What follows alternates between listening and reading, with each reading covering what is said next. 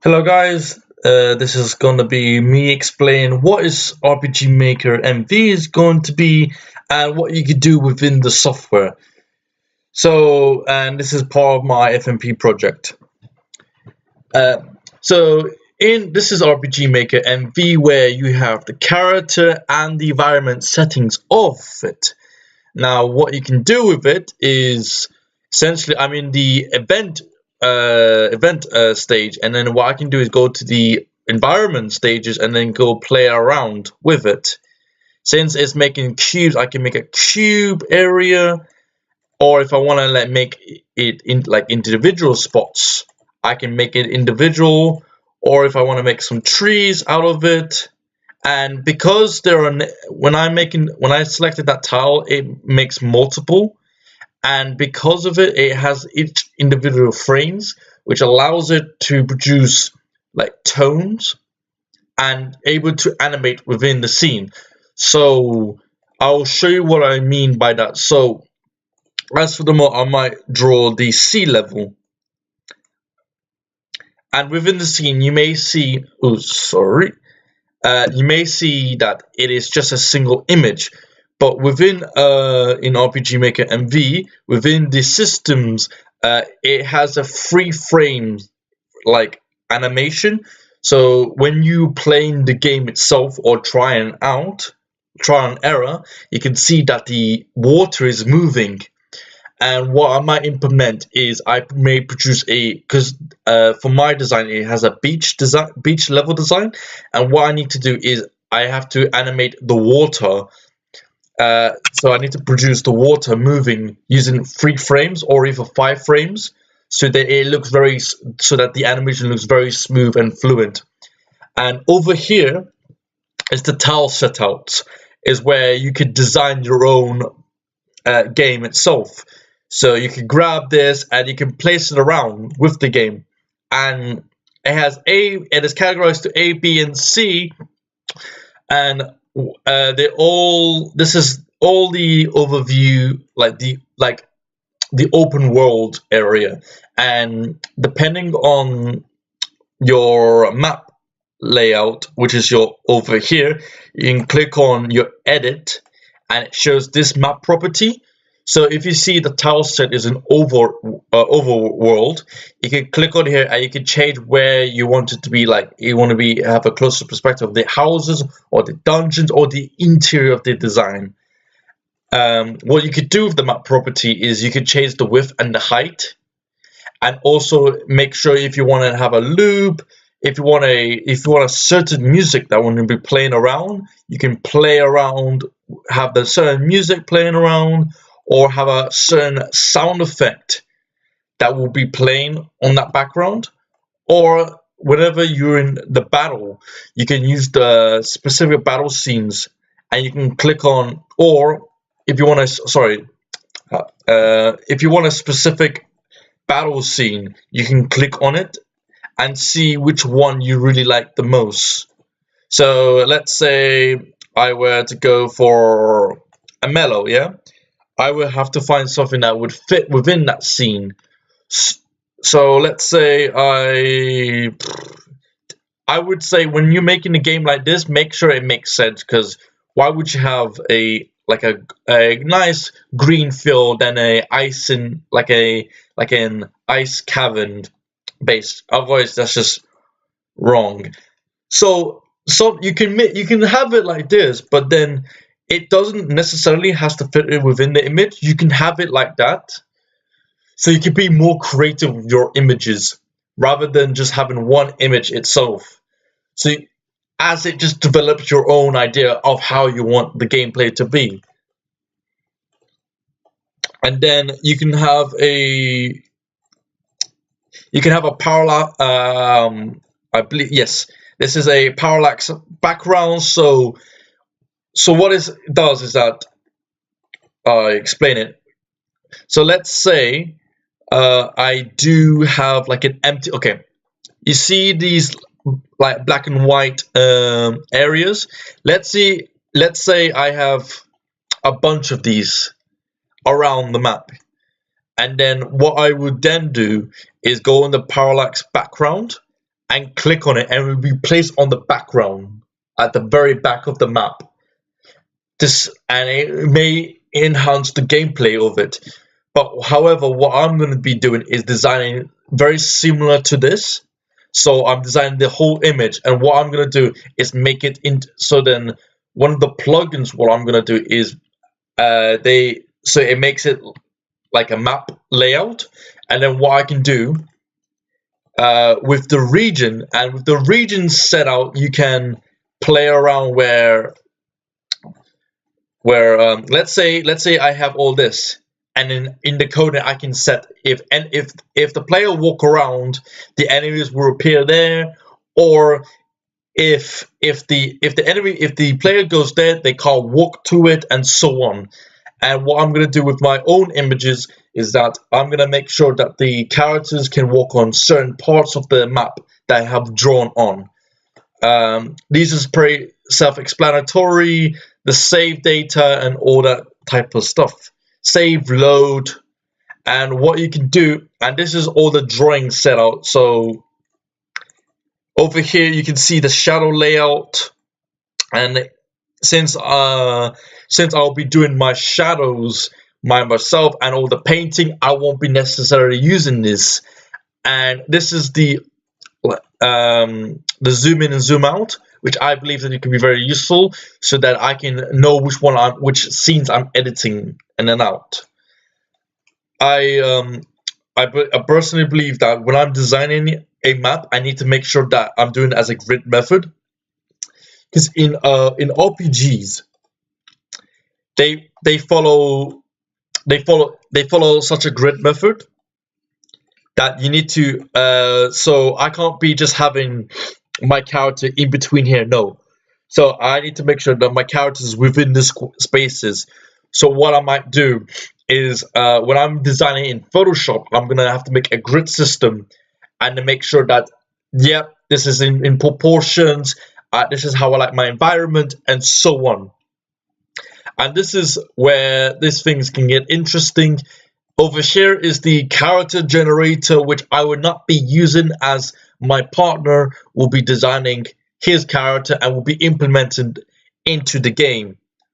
Then you have the resource manager, where if you want to preview what the images is or the audio files, then you can do so. If there's like any errors or something, or you do not like it, you can get rid of it by going on the game and open folders, and you can click on. Let's say I don't like this. I can get rid of it, and I can go in certain folders within the software, and I can import some of my own drawings, and it will appear in my game. Now I can't do that because I haven't made anything yet, but when I do, I'll be showing it on my blog on WordPress.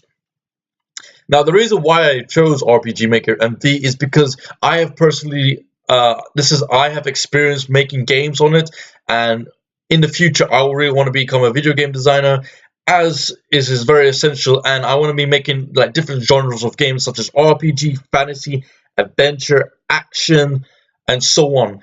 And I want to do so many things, like the characters, the environments. But since I'm tasked with the environment, I would like to explore how the compositions and the structures and the lighting of how the appearance will looking like, and how the characters will interact with the environment, as that would be very essential. And how the environment that I have chosen makes sense for the story, and I will be explaining that in my blogs as well. And sorry for blabbling, waffling along, but these are essential things that I need to explain about the program. Over here is the plugin manager, which I'll be doing most of the plugins. Well, I'm not coding the plugins. I'll be getting my plugins from Youngfly Engine Plugins, where they have produced so many plugins and they have a Patreon, which I personally believe you should follow and donate to help their cause. And essentially, you can go and download the plugin and insert it in your RPG Maker, and B, helping and boost the game quality of the game. Now, essentially, this will not affect the game arts style of it. It would just be helping how the coding aspect of it. And since I know how to play around with it, I'll be messing around with that part. And that will be very essential. And using those plugins will help so much with the game itself.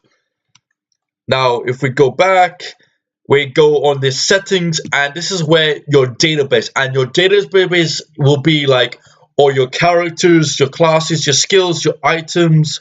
It explains it over here, and essentially like what's inside, what your game's gonna have, who's your characters, and so on. And when making the characters, I can implement where I want it to be and how I want the looks. When I'm designing the enemies, I can design how the traits of the enemies will be looking like. When as my partner is designing the characters, I can play around with the wards and the gold and what attack will it have. And the troops is very important because when you can have the enemies, but how will the battle system go? How many enemies will be there? How many bats will be there? So, and that's why the troop system will be very essential.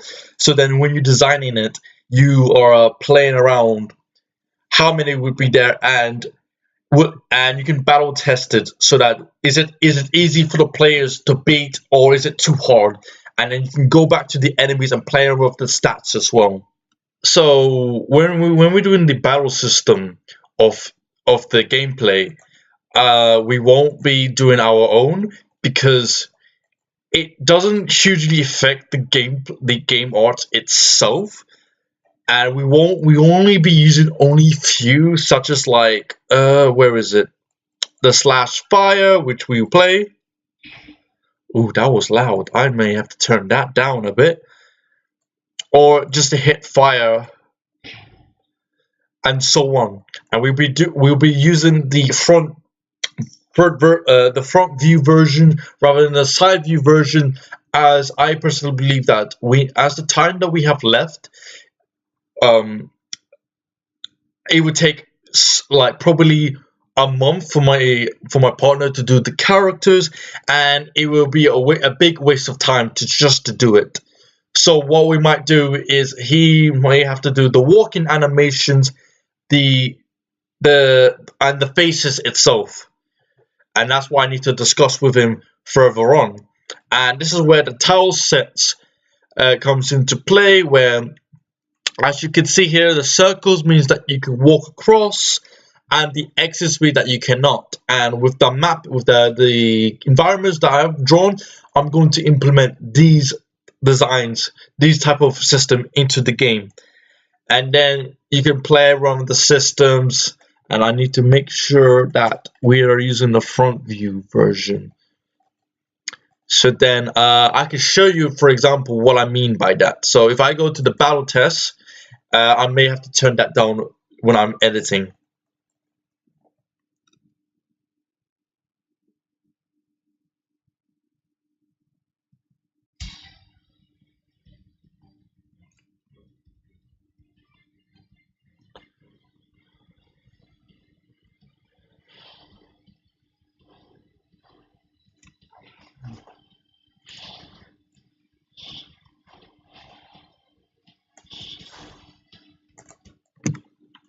And that's how our battle system will work. Obviously, I'm gonna be playing around with the HUD designs, as I particularly don't like how it looks.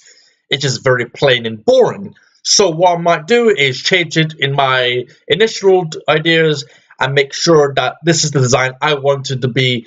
And even though it's going to be very hard in RPG Maker and V, I can try to use the plugins that Youngfly Engine has made and implement that into my game itself. And yeah, that is it. And I can and the reason why this is very sorry, I can't even speak today. The reason why I want to design games like this is because if we go to a certain website called Game Jolt, they have produced so many good games, and I can't express myself how amazing these are, and with the art style itself, such as Heartbound, Long Gone Days, Crosscode, and Pocket Mirror, Pocket Mirror, Seven Mysteries, and my personal favorite, Lennon the Lion. And I know they all have a all like blocky appearance, and with and I since me and my partner do not have any experience with the blocky appearance, we're gonna be making it very smooth, and that is very achievable for us. Now we just need to go research of how my partner needs to research how we would animate that style, and I need to research how the map will look like, how the environments with the shadows, the lighting, and why have I chosen the environments, and also the HUD design of the battle scenes. Thank you for listening, and I will see you later when I'm making the game.